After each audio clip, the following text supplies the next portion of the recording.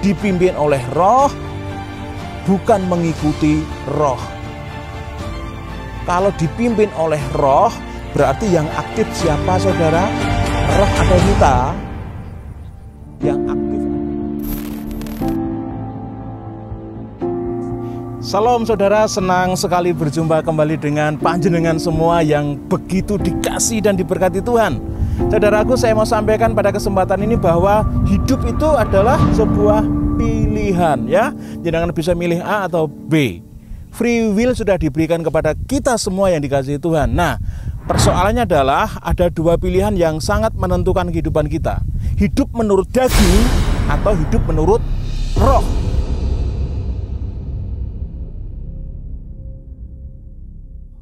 Monggo jenengan silakan pilih sendiri. Yang pasti saya mau sampaikan, ketika kita hidup menurut daging, pasti endingnya adalah kebinasaan. Namun ketika kita hidup menurut roh, ketika kita itu memilih hidup di dalam Roh Kudus, di dalam pimpinan Sang Roh Allah itu sendiri, maka endingnya pasti adalah kemuliaan dan damai sejahtera.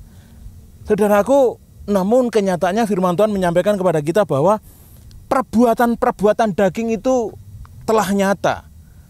Percabulan, perseteruan, kedengkian, amarah, dan lain sebagainya. Rasul Paulus menulis dan lain sebagainya. Artinya apa? Perbuatan daging itu banyak sekali, saudara. Kalau mau ditulis, penuh Alkitab kita. Oleh sebab itu makanya Rasul Paulus menulis dan lain sebagainya. Tak terkatakan mungkin ya. Sehingga dengan kalimat dan lain sebagainya ini cukup mewakili bahwa perbuatan daging itu sebenarnya memang sangat banyak dan digemari oleh manusia, termasuk orang-orang percaya. Namun Rasul Paulus mengingatkan, kalau kita memilih hidup di dalam kedagingan, maka pasti akan mengalami kebinasaan. Nah, saya pikir bukan pilihan sih, karena hanya orang-orang bodoh. Sekali lagi, hanya orang-orang bodoh yang mau memilih hidup dalam kedagingan. Seharusnya kita mengerti mana yang terbaik untuk kita, yaitu kita harusnya memilih hidup di dalam roh. Dan orang yang hidup di dalam roh itu pasti akan melahirkan atau memunculkan buah roh dalam kehidupannya. Dimana kita tahu buah roh itu ada 9 rasa: kasih, sukacita, damai sejahtera, dan lain sebagainya. Ada 9 jenis rasa dari buah roh. Nah, kesempatan ini saya mau sampaikan, saudara, nggak mudah hidup dipimpin oleh roh. Tetapi sebagai orang percaya, hidup kita harus membuahkan buah roh. Dan pada kesempatan saat ini saya mau sampaikan, kalau panjenengan dan saya mau hidup di dalam roh dan menghasilkan buah roh, sehingga nama Tuhan dipermuliakan, yang pertama yang harus kita lakukan apa? Salibkan kedagingan. Artinya apa? Matikanlah kedaginganmu. Wow, caranya pripun, saudara?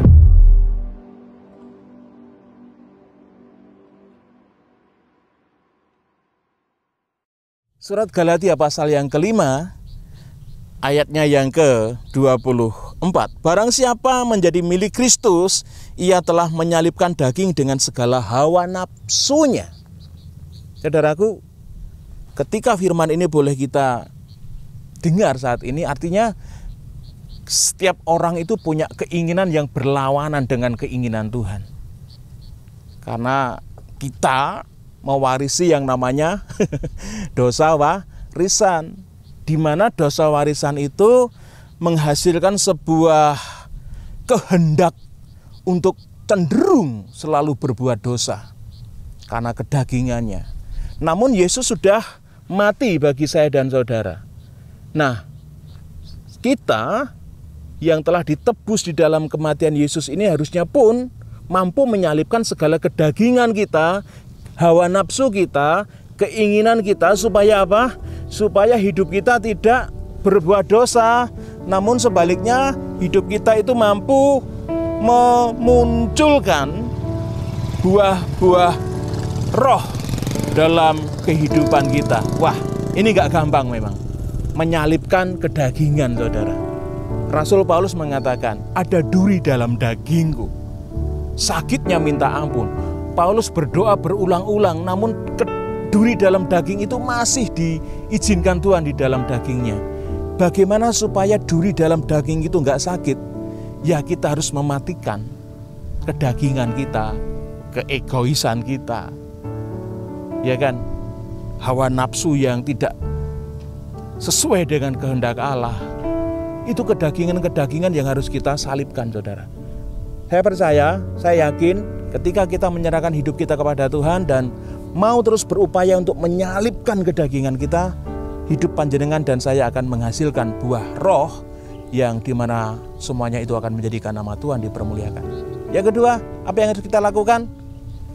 Ayat yang ke-25 mengatakan, jikalau kita hidup oleh roh, baiklah kita juga dipimpin oleh roh. Ingat, dipimpin oleh roh ya saudara.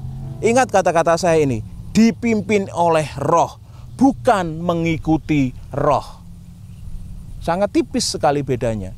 Dipimpin oleh roh, bukan mengikuti roh. Kalau dipimpin oleh roh, berarti yang aktif siapa saudara? Roh atau kita? Yang aktif adalah roh.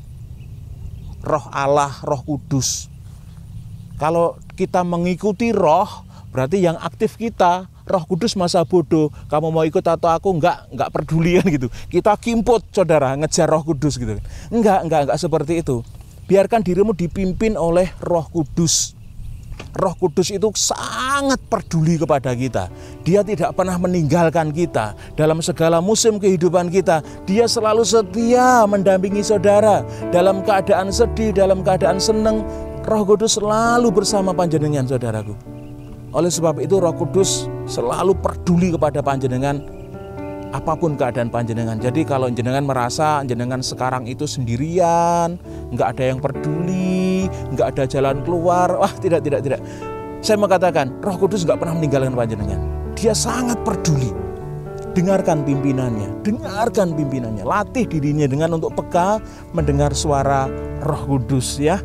Latih hati jenengan, hidup jenengan untuk terus peka mendengar pimpinan roh.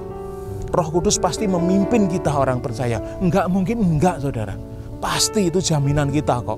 Jadi biarlah hidupmu dipimpin terus oleh Roh Kudus. Maka sikap hidup kita, kehidupan kita sehari-hari pasti akan membuahkan buah roh. Dan semuanya itu kita kembalikan untuk hormat dan kemuliaan bagi nama Tuhan Yesus Kristus.